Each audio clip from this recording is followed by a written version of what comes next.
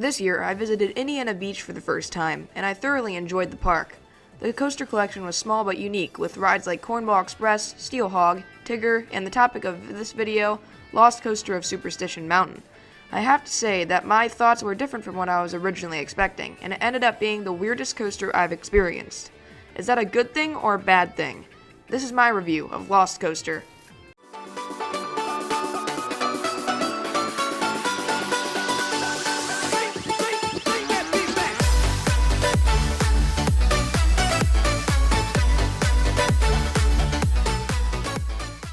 Let's quickly start off with the stats. The ride is only 1,400 feet in length, 35 feet tall, and 20 miles per hour. Those stats seem like nothing, but this ride proves that numbers don't mean everything. The ride has extremely tight turns throughout the whole layout inside a dark and tight mountain, making it seem like the ride is much faster than it actually is. The ride was originally a dark ride, but was changed in 2002 to this crazy CCI creation. The trains are mesh cages, so it looks very weird from off-ride. Riders sit facing each other in a seat that holds two, which is cushioned heavily. If it weren't for these cushions, the ride would be unrideable. The mesh is to protect people's heads from the violent turns in the ride. The restraint is a small handlebar in the middle with nothing over the riders. The ride feels unsafe, which adds to the wild experience the ride actually has. Lost Coaster of Superstition Mountain starts by taking a turn out of the station before climbing up a short but slow elevator lift hill. This elevator takes the ride into the highest point before it heads into a small portion of the mountain. After the straight track, it takes two gentle turns that are slightly banked, which makes the riders think that this ride is going to be a calm experience. These turns do a great job at changing expectations, but the next few turns and hills show what the ride is about. The ride exits the mountain before taking 3 small bunny hops, which provides the only airtime moments on the ride. The following turn isn't the most intense or aggressive, but it is full of sustained laterals. If you ride the coaster backwards like I did, this turn is a shocking whip to the side. This turn lasts for a few seconds before doing a double up back into the mountain. This section in the mountain is my favorite part of the ride, because it isn't the most uncomfortable, but also does a good job providing the sudden whipping moments from side to side. That is really what the ride is all about. If you don't like very sudden moments of sharp laterals, then this ride is definitely not for you. After the unbanked turnaround, the ride enters the mid-course. This mid-course stops the ride before it heads into a double down through the darkness before taking yet another sharp right turn. This one is at a very high speed and low to the ground, so this moment is one of the more intense in the ride. The ride then enters a few more calming turns, which are still very wild, but nowhere near as crazy as what is coming up.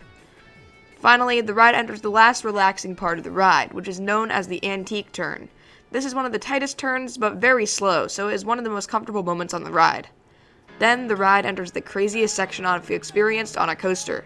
This section is the most out of control and unpredictable turns, especially going backwards. What makes it even more wild is the fact that it is a complete darkness, so no one can see what is going on. It is a series of turns switching directions at a high speed. Basically, the ride is heading straight, but takes a bunch of different right-hand and left-hand turns just to go to one direction. The ride does this twice, and the POVs make it look like a family coaster element. However, this is not a family coaster, and it shouldn't be.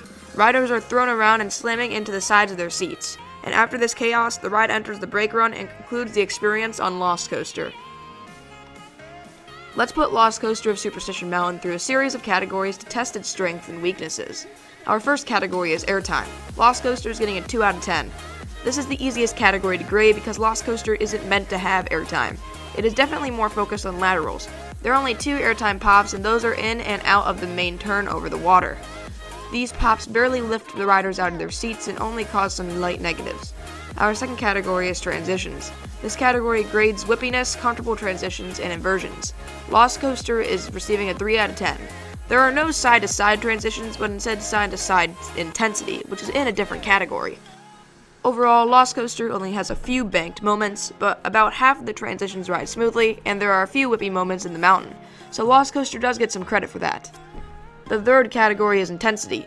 This is Lost Coaster's strongest category, earning a 9 out of 10. Every single turn in the ride is extremely fast-paced and causes for some incredible laterals. A little mix with positives would have been nice, but the pure chaos caused by these lateral Gs, including bumping into other riders, earns Lost Coaster a high score. Pacing is next, and the coaster is getting a 5 out of 10. The ride has some great pacing moments, but also some horribly paced moments, so half the total is an appropriate score.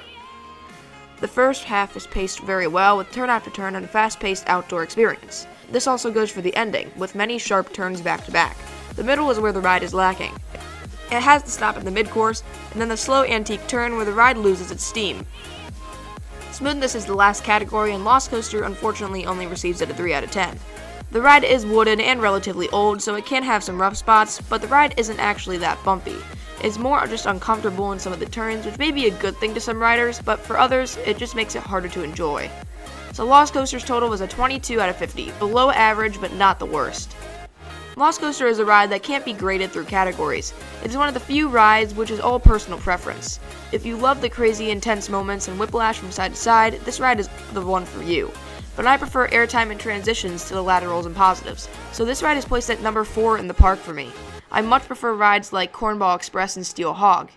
I went in thinking I would like the ride, but ended up being very disappointed with how uncomfortable the ride actually was. Don't take my word for this ride though. Form your own opinion, because this ride is very unique and needs to be experienced. While I personally don't like it, you should still try it out. Thanks for watching this video. Make sure to leave a like and subscribe. Comment your thoughts on Lost Coaster and have a great rest of your day.